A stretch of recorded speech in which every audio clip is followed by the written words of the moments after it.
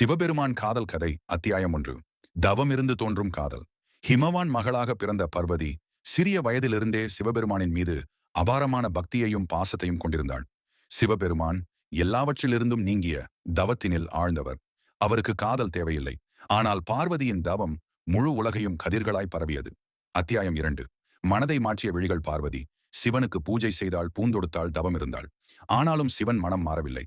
தேவலோகத்திலுள்ள தேவர்கள் தடை செய்ய காமதேவன் சிவனை கவரும் பாணியை விட்டான். சிவன் கோபத்தில் காமனை சாம்பலாக்கினார். ஆனால் பார்வதியின் தன்னலமற்ற பாசம் அவருடைய கோபத்தை குறைத்தது. அத்தியாயம் 3. மறுபிறவி, மறு இணைவு.